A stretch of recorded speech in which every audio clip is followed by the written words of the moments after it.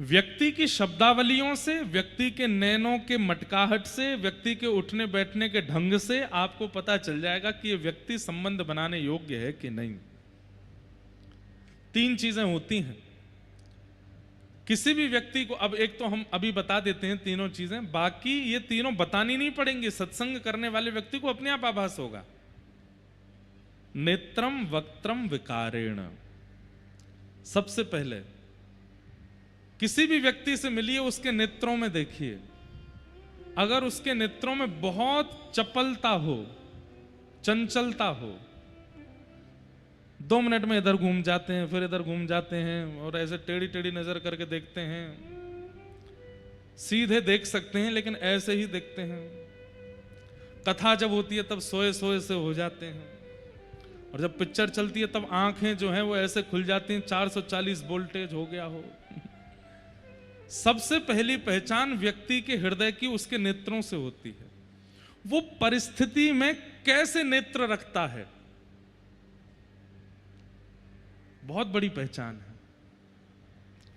कई लोगों को आप शादियों में देखेंगे, शादी ब्याहों में उनके नेत्र वो यही देख रहे होते हैं, कितना लेन देन हो रहा है, कितना दिया जा रहा है, कितना लिया जा रहा है, कितना दिया, कितना किया, क्या हुआ, कौन क्या पहन के आया, क्या नहीं पहन के आया, वो इसी में ही है। और ऐसे लोग कथा में भी यही देखते रहते हैं।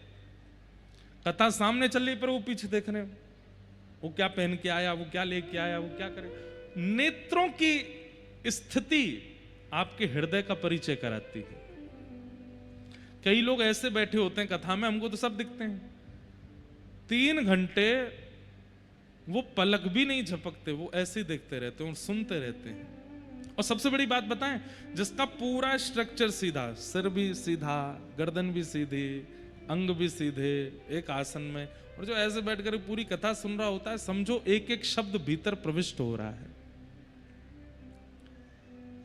तो सबसे पहला व्यक्ति का परिचय कराता है उसके नेत्र। नेत्रों में यदि बहुत चपलता है तो इसका मतलब मन एकाग्र नहीं है व्यक्ति का। लेकिन नेत्र धीर हैं, गंभीर हैं, एकाग्र हैं,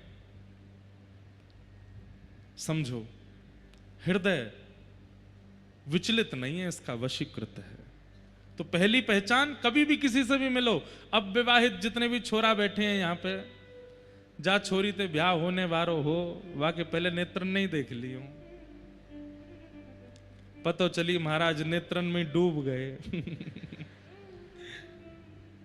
थोड़ा ध्यान पूर्वक जाना, गुरु जी की बात मान के जाना, नेत्रों में देखना। इसीलिए पता है, जब पुराने समय में ब्याह होते थे ना, तो लड़का लड़की जब उनका पहला मिलन घर वाले कराते, तो उसमें कन्या जो होती है वो आंख खोलती नहीं है, यूं ही बैठी रहती है, कहीं देख नहीं ले आंखों में, इसको आंखों से पता ना चल जाए। और केवल पुरुष ही क्यों, कन्याएं भी उसके नेत्रों में देख लो। सबसे बड़ी पहचान व्यक्ति के उसके नेत्र होते हैं, उसके नेत्रों की स्थिति क्या है। दूसरा, वक्त्रम, शब्द। आपने कोई बात की और उस बात को कहने में सामने वाले ने प्रत्युत्तर में किन किन शब्दों का प्रयोग किया, उन शब्दों से व्यक्ति की स्थिति पता चलती है। शब्द बहुत डिक्शनरी वाले हों यह आवश्यक नहीं है, बहुत गंभीर शब्दों का प्रयोग आवश्यक नहीं होता है, पर शब्दों की नरमता और शब्दों की सुगमता और शब्दों की प्रवाहता, उससे पता चल जाता है कि व्यक्ति कैसा है। ये हम अपनी टेक्निक बता रहे हैं लोगों को पहचाने, हम तो हजारों लोगों से मिलते हैं रोज। नेत्रम, वक्त्रम। कई बार ऐसा होता है कि लोग मिलने आते हैं ना, तो लोगों को कई बार ऐसा लगता है कि हम महाराज जी के आगे मोटा लिफाफा चढ़ाएंगे तो ये हम पे कृपा करेंगे। हम पहले ही समझ जाते हैं, सामने वाला व्यक्ति आया, प्रणाम किया, लिफाफा ऐसे आगे खिसकाएगा पैर की तरफ, हम कहते हैं जय श्री कृष्ण, चलो आने दो।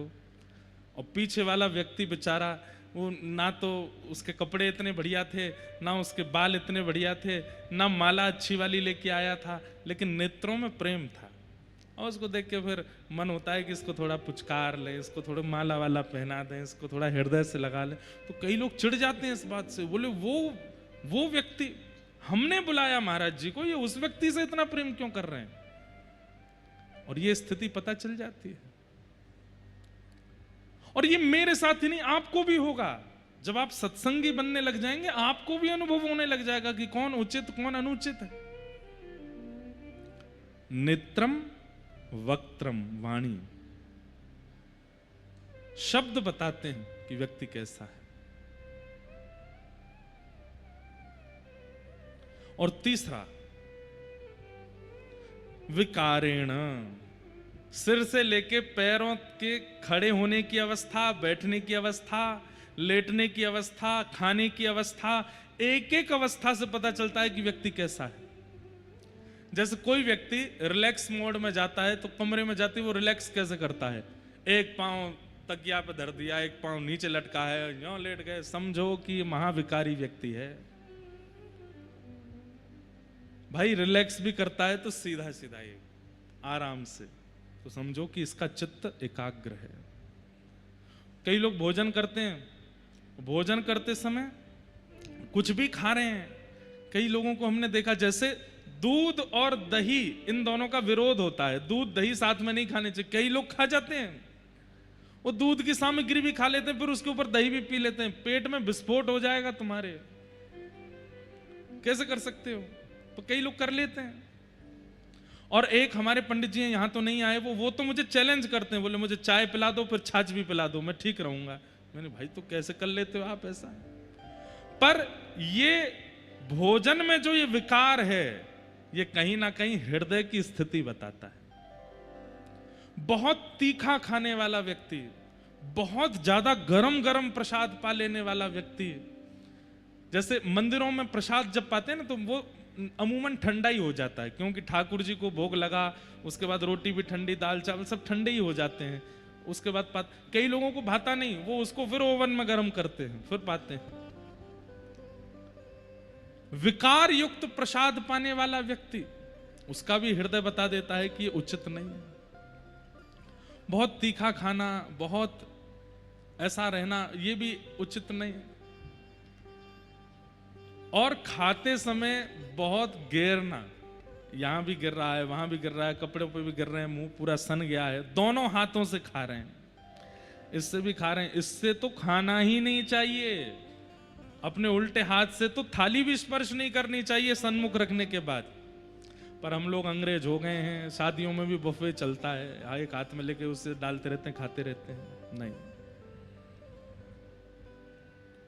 विकारेण। आप आराम कैसे करते हो, आप भोजन कैसे करते हो, आप एकांत में बैठते कैसे हो, आप लेटते कैसे हो, सोते कैसे हो, स्नान कैसे करते हो, एक एक प्रक्रिया आपके हृदय की गति बताती है। और जो व्यक्ति इन तीनों में निपुण होगा, नेत्र गंभीर हैं, वाणी भी सधी हुई है और विकार आकार भी शुद्ध है, उस व्यक्ति का हृदय निश्चित एकाग्र होगा, विचलित नहीं होगा। और यह पता चल जाता है एक वैष्णव व्यक्ति को, एक सत्संगी व्यक्ति को, इन तीनों से पता चल जाता है कि व्यक्ति कितना संबंध बनाने योग्य है, कितना समीप बुलाने योग्य है।